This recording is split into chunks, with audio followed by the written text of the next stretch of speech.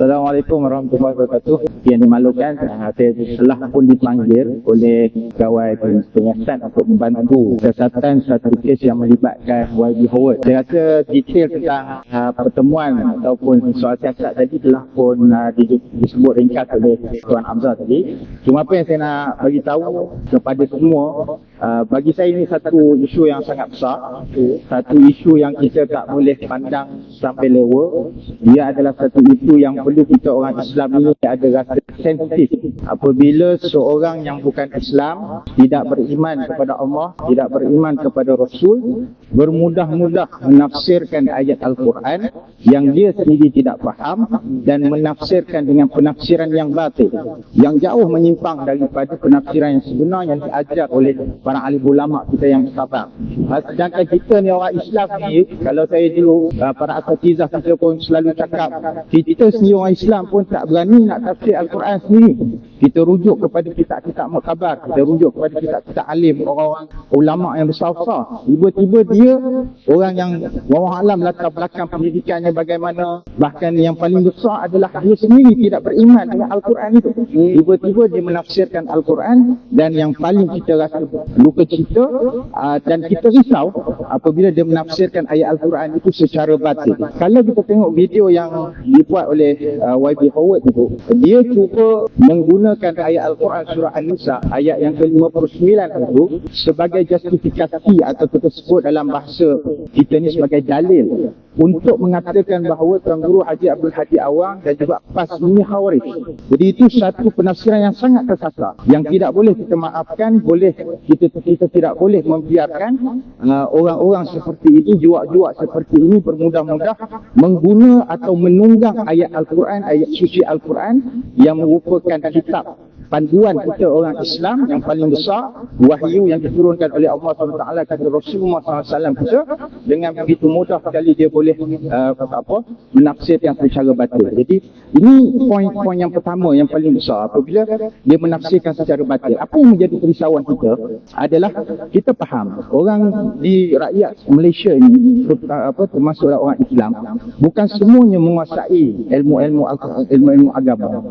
Jadi kita takut ada orang-orang dalam kalangan orang Islam itu sendiri yang bila dia dengar video tersebut, dia pun terima perkara tersebut, sedangkan perkara itu salah, sedangkan perkara menyimpang daripada penafsiran ayat Al-Quran yang sebenar. Bahkan kalau kita tengok dalam komen-komen di dalam video YB Howard Lee di TikTok, kita boleh tengok ada orang Islam yang bersetuju dengan penafsiran tersebut. Ini perkara yang bahaya, kerana ini dah ajaran sesat ni. Ini ajaran yang tak betul ni. Dan dipercayai, diyakini pula oleh, kalau kita tengok akaun-akaun yang memberi komen di dalam video tersebut, ada dalam kalangan mereka adalah orang Islam. Jadi sebab itu kita rasa ini adalah satu kerisauan kita lah. Sebab itu saya buat video tersebut. Itu yang pertama. Yang kedua, tadi dia menggunakan ayat suci Al-Quran surah An-Nisa ayat 59.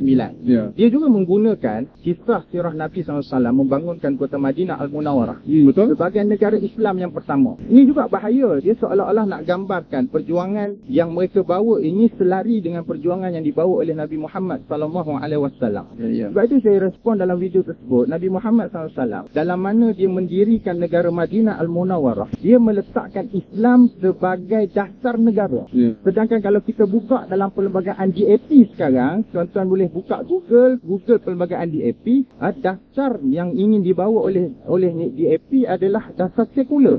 Yang mana sekular dengan Islam ni dia tak tembung, dia tak lari, dia akan berlaku. Kerana dasar Islam, al-Islam nizam syamilun yatanawwalu mazahir al-hayati jami'ah. Islam agama yang mencakupi seluruh perihal kehidupan manusia. Sedangkan sekular dia nak memisahkan agama daripada urusan manusia. Jadi ini perkara yang bercanggah. Jadi bagi saya ini adalah satu sikap menunggang agama Islam yang dibuat dengan cukup kurang ajar, cukup biadab oleh seorang YB yang nama dia Howard Lee. Orang Islam kena ingat nama ni. YB Howard Lee yang sangat kurang ajar, yang sangat biadab apabila menunggang ayat Al-Quran dan juga sirah Nabi SAW semata-mata untuk mendapatkan sokongan politik dan mengelirukan pula orang Islam itu sendiri. Jadi itu dua isu yang saya nampak isu besar lah yang berlaku atau disebut dalam video tersebut, dan yang lain-lain itu isu-isu politik lah yang saya dah jawab dalam video tersebut. Dan akhirnya saya nak jawab dia. Saya jawab juga dalam video tersebut, tapi alang-alang dah live ada 2,000 mata mandang. Saya nak jawab lagi sekali. Bila mana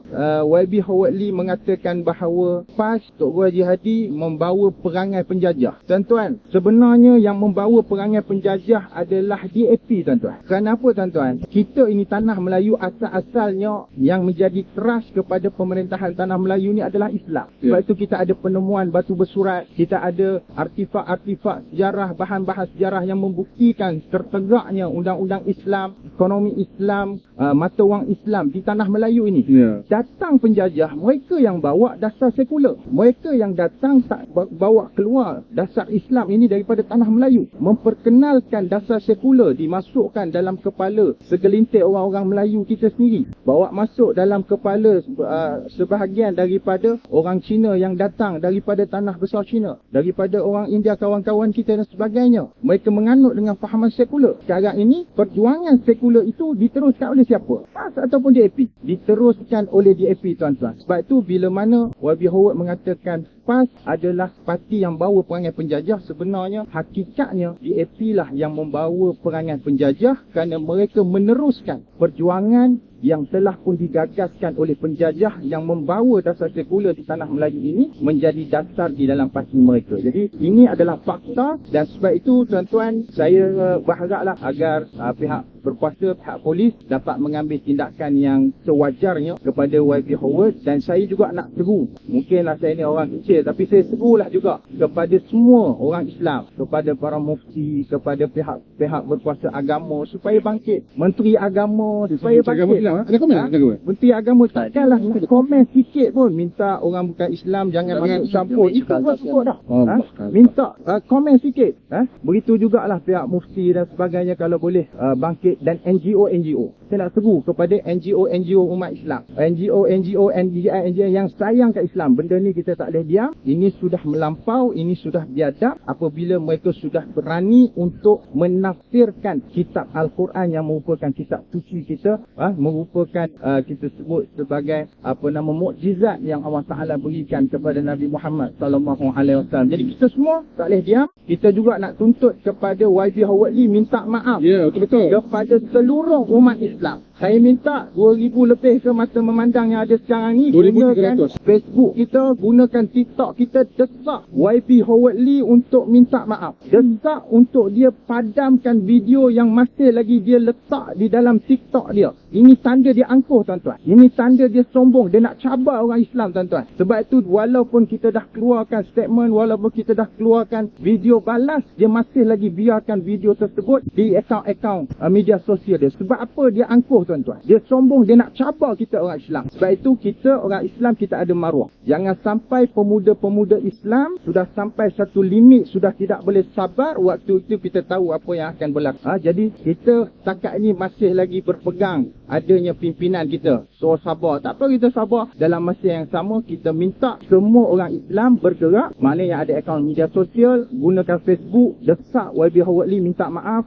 delete dia punya video. Yang ada akaun TikTok, buatlah konten-konten, desak untuk YB Howard Lee minta maaf kerana ini adalah perkara yang sangat besar. Begitu juga NGO buat report polis kalau nak buat report polis, buat statement, buat hantar memorandum, buat desakan supaya perkara ini tidak berulang lagi. Kalau kita biarkan, percayalah lepas ni akan ada lebih ramai Howard Lee yang akan kurang ajar dengan agama Islam kalau kita orang Islam hanya diam sahaja. Saya kalau orang yang hentam saya tu, saya serahlah. Saya pun tak pasal siapa yang hentam saya ni. Tapi yang beri sokongan, Alhamdulillah.